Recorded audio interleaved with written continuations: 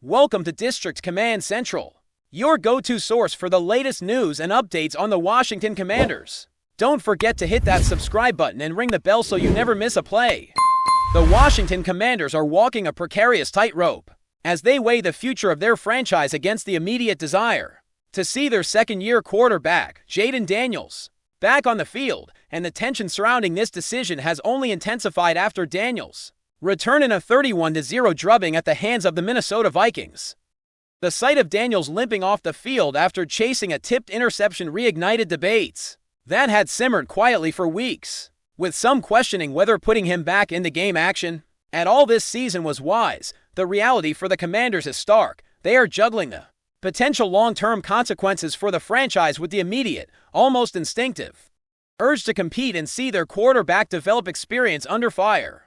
The optics of seeing their young star take repeated hits, however, clash with the strategic wisdom of protecting him until he is fully healthy, and that conflict has created a maelstrom of opinions both inside and outside the locker room.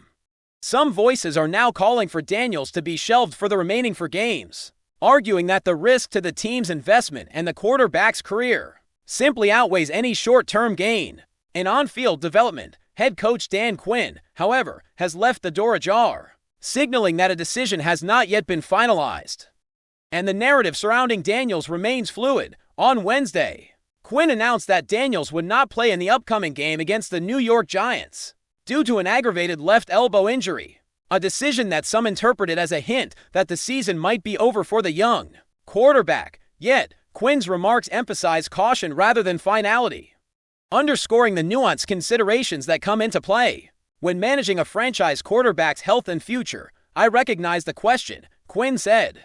"It's an easy one to go, and we haven't really gone down that road yet to decide. The implication is clear. Daniels' status is still in flux, contingent on medical evaluations and ongoing assessments of his readiness, as well as the strategic calculations surrounding his development as the team navigates the final stretch of the season."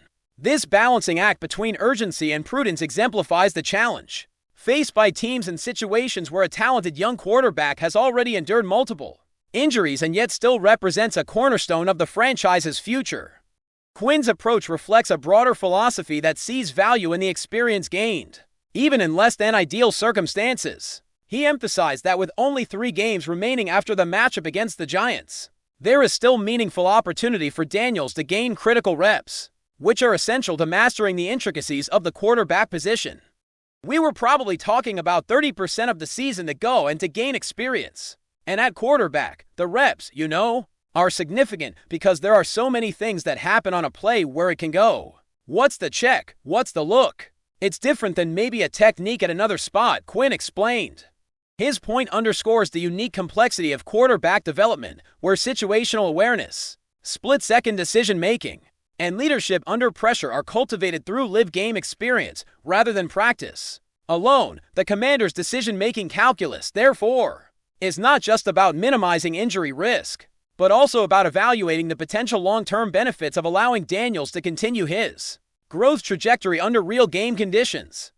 At the heart of Quinn's philosophy is a willingness to embrace calculated risk. While he insists that Daniels must be medically cleared before returning to play, Quinn makes it clear that he is not willing to bench a capable player solely out of fear of injury. "We're not going to live our whole life scared," he said, acknowledging the inherent dangers of football while framing the team's approach as one rooted in courage and pragmatism. Critics argue that given Daniels' history of injuries this season, prudence would dictate a more conservative path, one that protects the quarterback and the franchise's investment by allowing him to recover fully. Yet, Quinn's perspective reflects the ethos of competitive sports, where talent, desire, and opportunity often collide with caution, and decisions must balance short-term health with long-term development and organizational strategy. It is a delicate equation, and the Commanders are clearly navigating it in real time, weighing each option with the understanding that the stakes extend far beyond the final score of any given game. In Daniels' absence for the upcoming contest, veteran quarterback Marcus Mariota will once again step in as the starter, a scenario that highlights both the depth and adaptability of the Commanders' roster. So just like most players, you talk to him on a Sunday and then again what Monday feels like, and not quite the same of swelling or strength and those things to go into it, Quinn said. Describing the ongoing monitoring process, Mariota himself expressed admiration for Daniels' commitment, noting that even when sidelined, the quarterback remains engaged and supportive of the team's efforts. He's very much engaged, very much trying to help where he can, and I think that's great for him, Mariota said. This dynamic illustrates the dual nature of Daniels' current season. While he is not contributing directly on the field, the experience of navigating adversity, injury, and competition provides lessons that may prove invaluable to his growth and resilience as a professional athlete. The interplay between mentorship, personal development, and team performance becomes a subtle but significant narrative thread in understanding the larger picture of the Commanders' season. The questions surrounding Daniels' future also intersect with broader franchise considerations. With the remaining games including matchups against formidable opponents such as the Dallas Cowboys and the Philadelphia Eagles, each decision carries amplified consequences for both team morale and long-term planning. Quinn has made it clear that the team is exploring every avenue to enhance Daniels' skill set while simultaneously ensuring his safety, signaling a willingness to take calculated risks that could pay dividends in future seasons. If there was a chance to improve over these next games ahead, we were going to go after that as hard as we could, knowing that it would pay dividends in the future, he said. The message is unambiguous. While the immediate results may be challenging, the overarching goal remains to maximize Daniels' potential, positioning him as a quarterback capable of leading the franchise to sustained success. This perspective emphasizes patience and strategic vision, acknowledging that the decisions made in these final weeks could shape not only the remainder of the current season, but the trajectory of the franchise for years to come. The story of Jayden Daniels this season is ultimately a microcosm of the tension inherent in professional football between short-term pain and long-term gain, between caution and ambition, and between the unpredictable realities of injury and the structured plans of team management as the Commanders navigate these final weeks. The ongoing debate about Daniels' playing status reflects broader themes about the fragility and resilience of young quarterbacks in the modern NFL. Fans, analysts, and insiders alike are watching closely, weighing the potential consequences of each snap, each practice, and each decision made by the coaching staff. The outcome of this delicate balancing act will likely reverberate well beyond the confines of FedEx Field, influencing perceptions of the Commanders' strategic acumen and their ability to cultivate and protect their cornerstone talent in a league that rarely affords second chances. Ultimately, the Commanders' handling of Jayden Daniels is a story not just about a single quarterback or a single season, but about the complex interplay of talent management, injury risk, competitive desire, and long-term vision in professional sports. The young quarterback's journey this year serves as a case study in the challenges of developing elite talent under intense pressure, navigating setbacks, and making decisions that balance the immediate excitement of competition with the measured prudence required for lasting success. As the weeks unfold and Daniels' status continues to evolve, one thing remains certain: the Washington Commanders are faced with decisions that will resonate far beyond the scoreboard. Decisions that will define not only the trajectory of a promising young quarterback, but the very identity and future of the franchise itself. If you're enjoying the coverage, make sure to smash that like button and drop a comment with your thoughts on the Commanders' latest moves. We want to hear from you. Rumor has it that something enormous stirring knows Bastador's capital, and fans are already buzzing like a hive that just got kicked over. Word on the street is that Drake Jackson, that long-armed, explosively quick edge rusher who has been flashing pure potential since stepping onto an NFL field, is arriving to shake up the Washington Commanders' defensive front. And look, nobody is saying this move is officially carved in stone tablets or announced with trumpets echoing across the city skyline, but the whispers are getting louder. The insiders are shifting in their chairs, and the vibe is unmistakable. Something big, something bold, something dangerously exciting might be happening. And if this rumor has even a grain of truth to it, then buckle up, because the defensive identity of this team could be headed for a seismic shift. Picture the scene: the Commanders. For years, they've been trying to find that perfect combination of youth, power, and technique on the defensive front. And now they're adding a name that carries with it a kind of electric promise. Drake Jackson is not just any defensive piece you pick up off the shelf. He's one of those players who brings unpredictability, that twitch you cannot teach, that bend around the edge that makes offensive tackles wake up sweating at 3 in the morning. And the mere possibility of him landing in Washington has fans lighting up the internet. Our ADIO hosts tossing theories back and forth, and rival teams lifting their eyebrows like, wait, seriously? The chatter around Jackson has always revolved around upside, since his days as a collegiate. Stand out, scouts have been enamored with his frame, his explosiveness, his ability to coil and uncoil like a spring loaded with dynamite. Fans remember those plays where he dips under the tackle's outside shoulder and fires into the backfield before the quarterback even finishes his drop. Plays like that do not just disrupt defenses, they send messages, and right now, the rumor mill says the Commanders' message is clear. The battle in the trenches is about to get nasty. What adds even more spice to this whole situation is how Washington's defensive philosophy has been shifting recently. A team that once leaned heavily on brute strength and straightforward pressure seems to be flirting with a more versatile, more unpredictable approach. Coaches have been talking always vaguely, never directly, about wanting speed on the edge, about needing a spark, about not being satisfied with good enough. And there is something poetic about the idea that the spark they might be aiming for is Drake Jackson, a player whose game revolves around ignition, momentum, and sudden bursts that flip the script on an entire drive.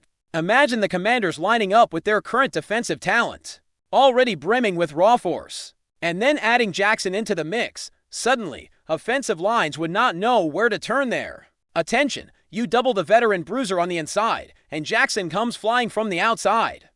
You chip him with a tight end, but he slips through with that slippery lean he's becoming known for. You leave him unaccounted, even for a heartbeat. And quarterbacks are staring down a collapsing pocket before they can even begin to read coverage. Rumor or not, it's hard not to visualize this and feel a chill run through your spine.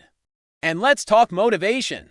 Every young pass rusher experiences that moment in their career where everything clicks: the technique, the confidence, the reading of blocking schemes, and rumor has it that the Commanders believe Jackson is on the brink of that breakthrough. Not that he's a finished product, not that he's walking into the facility as an instant superstar, but that he's standing right on the threshold, and the right environment, the right coaching, the right culture could push him straight through that doorway. Washington, with its tough-minded defensive coaches and its tradition of gritty football, could very well be the place where that next step happens. There's also a narrative floating around about leadership and how the Commanders want to surround their young defensive players with a mixture of experience and fresh, hungry talent. Bringing in Jackson, according to these murmurs, would be part of a larger vision, a vision built on relentless pressure, rotational depth, and full-throttle aggressiveness. Coaches have reportedly been preaching intensity and adaptability, emphasizing that games are often decided by who wins the invisible war at the line of scrimmage.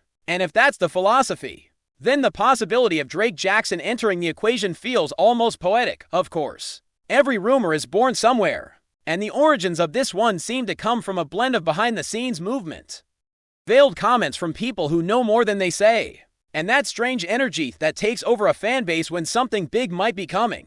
Insiders talking about reinforcements, players posting cryptic emojis on social media, analysts mentioning an athletic edge piece. Without naming names, it all starts to add up. It's like when thunder rolls in the distance. You don't see the lightning yet, but you know it's out there. And let's be real, fans in Washington have been craving this kind of buzz. Something fresh, something daring, something that feels like a team refusing to settle for mediocrity. Rumors like this do more than fill airtime. They give a fanbase permission to dream again. They create that electric anticipation that keeps everyone checking their notifications every few minutes, waiting for that alert, that confirmation, that moment when speculation becomes reality, even if this is just the early stages of something still forming behind closed doors. The idea alone has sparked debates about how Jackson would fit, how he'd be used, what kind of impact he could have. Some imagine him as a rotational pass rush specialist at first, unleashed on third downs like a missile. Others picture him growing into an every down presence, putting on more strength, mastering hand usage, and transforming into a complete edge defender. The beauty of a player like him is that the ceiling is still unknown, still shrouded in that mystery that keeps coaches and fans wide awake. There's also a psychological layer to all this. Opponents prepare for teams differently when they know there's a dangerous edge rusher lurking. It changes protection schemes. It speeds up quarterbacks' internal clocks. It forces mistakes. And if the Commanders truly believe Jackson can become that disruptive force, then the timing of this rumored move makes perfect sense. This is a team trying to shift momentum, trying to declare that the future is not something they're waiting for, it's something they're building right now.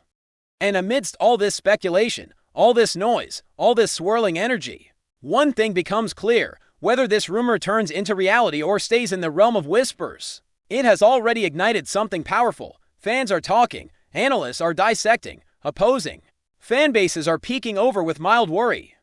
And Drake Jackson himself is becoming a name that everyone keeps repeating over and over, as if saying it enough times might make the move materialize out of thin air. Maybe this is the beginning of a new defensive chapter in Washington. Maybe this is the moment where raw talent meets opportunity, where a hungry young player finds the perfect home to unleash his potential. Or maybe it's simply a rumor, a spark of imagination that has taken on a life of its own. But that's the magic of sports, isn't it? That space between reality and possibility, where hope grows wild and anything feels within reach. For now, all we can do is watch the horizon, listen to the whispers, feel the tension tightening in the air like a drum waiting to be struck. Because if the buzz is right, if the energy is pointing in the direction everyone thinks it is, then Drake Jackson arriving at the Commanders is not just another roster move, it's the beginning of a war cry on the defensive front. A signal that the trenches are about to become the fiercest battlefield in the entire conference. Thanks for tuning into District Command Central. Make sure to subscribe and follow us for all the Commanders news you need. Until next time, keep the faith and hail to the Commanders.